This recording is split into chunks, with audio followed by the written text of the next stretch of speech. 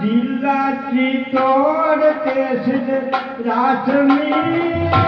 समरिया जिल्हाची तोडते रासमी रे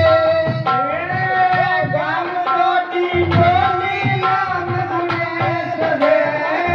गाव दोडी डोली नाम गुणेश रे साळ कन्या प्रणानी दे